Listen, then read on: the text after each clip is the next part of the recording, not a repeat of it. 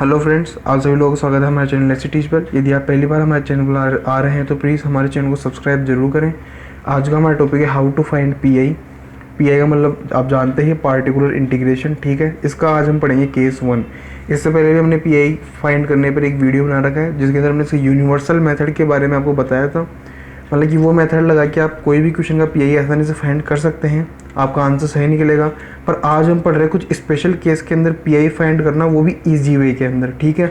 तो उस केस का पहला केस क्या है, जब क्यू क्या हो आपके पास में e⁻x हो तो आप उसका पीआई कैसे एक सिंपल मेथड से फाइंड कर सकते हैं। आप जानते हैं कोई भी जो कांस्टेंट कोएफिशिएंट वाले डिफरेंशियल इक्वेशन होती है हमारे पास में, उसका व्यापक रूप क्या होता है, F D function of D into Y बराबर क्यू एक्स, ठीक है। जब हम इसका पीआई फाइंड करते हैं तो हमें काई की वैल्यू निकालनी होती है, हमें निकालनी होती है 1/fd इंटू क्यू एक्स की वैल्यू चाहिए होती है, ठीक है। तो यहाँ पर हमारे पास में क्यू एक्स क्या है, e⁻x है, तो हमें वैल्यू चाहिए यहाँ पर 1/fd e⁻ax की, ठीक है। तो इसके लिए हमारे पास में दो कंडीशन होती है, ठीक है। तो कंडीशन फर्स्ट क्या है हमारे पास में, कंडीशन फर्स्ट है जब आपके पास में एफ ए नॉट इक्वल 0 हो, ठीक है।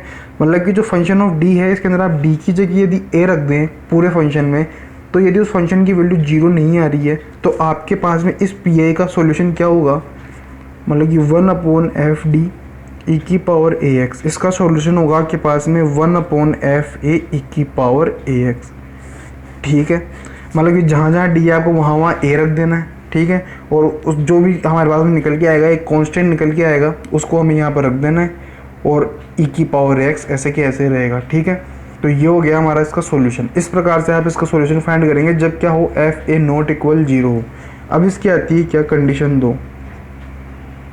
कंडीशन 2 क्या है, कंडीशन 2 है जब आपके पास में क्या हो, एफ ए की वैल्यू 0 आ जाए। मतलब कि आप डी की जगह फंक्शन में ए रखें और आपके पास पूरा फंक्शन क्या हो जाए, 0 हो जाए। तब आप इसकी वैल्यू कैसे डायरेक्ट फाइंड करेंगे, तो आपको क्या करना है, 1/fd e⁻ax इसकी वैल्यू चाहिए आपको, ठीक है।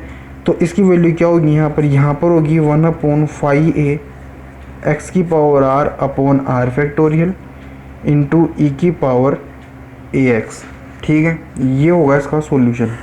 इससे आप इसका पीआई निकाल सकते हैं। अब आप इसे देखेंगे फाई और r कहाँ से आ गया, इधर तो है ही नहीं, ठीक है। तो हम आपको समझाते हैं फाई और r कहाँ से आएगा। जैसे एफ डी आपने लिया, एफ डी डी के अंदर कोई भी फंक्शन है आपके पास में, तो हमने मान लेते हैं कि डी के अंदर कोई फंक्शन क्या है आपके पास में, डी स्क्वायर और डी स्क्वायर माइनस ए स्क्वायर है, ठीक है। एग्जाम्पल के लिए बता रहा हूँ कि देखना इसके अंदर ये काम में कैसे लगेगा, ठीक है। तो इसको हम क्या लिख सकते हैं, डी माइनस ए इंटू डी प्लस ए, ठीक है। ये हो गया हमारे पास में एफ डी। और मान लिया कि आपको क्यू एक्स क्या है, वहाँ पर e⁻ax दिया गया है। तो आपको इसका जब पीआई फाइंड करना होगा तो आप पीआई कैसे निकालेंगे, 1/fd e⁻ax की वैल्यू चाहिए आपको, तो और fd क्या है आपके पास में, d minus a d plus a और e⁻ax, ठीक है। अब आप क्या करते हैं, ये जो fd का पूरा फंक्शन है इसमें आप क्या रखेंगे, d बराबर a रखेंगे। जैसे आपने यहाँ रखा तो 2a हो जाएगा, यहाँ रखा तो 0 हो जाएगा, तो टोटल क्या हो गया, 0 हो गया। तो आपको ये वाला फॉर्मूला लगाना है, ठीक है। अब फाई ये क्या है, यहाँ पर जब आप इस फंक्शन के अंदर जो इसके गुणनखंड किए हैं पहले इस गुणनखंड में रखते हैं तो क्या होता है, इसकी वैल्यू 2 आती है और इसमें क्या होता है, 0 आ जाता है।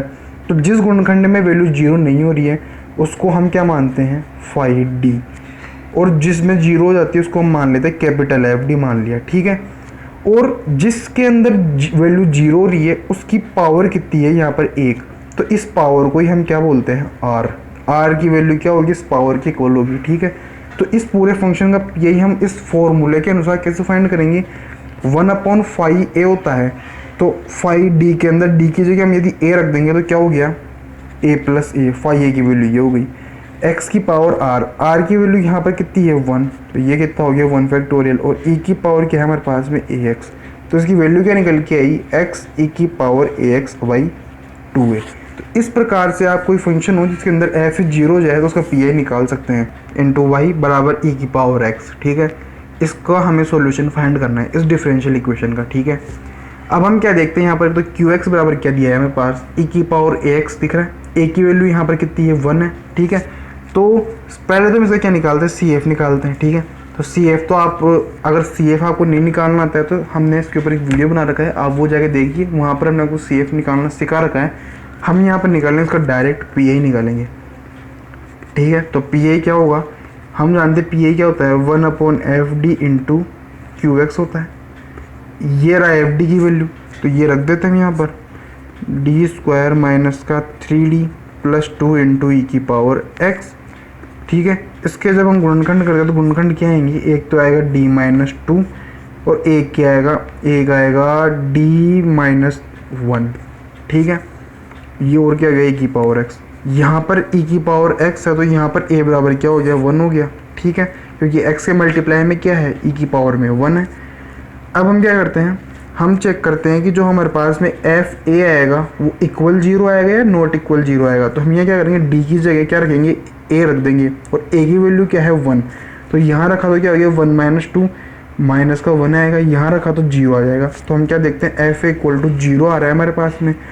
तो इसका फॉर्मूला हमने क्या बताया था आपको, उस फॉर्मूले के हिसाब से ये तो क्या हो गया हमारे पास में 5D, क्योंकि ये 0 नहीं हो रहा है, और इसको मान लेते हैं कैपिटल एफ डी।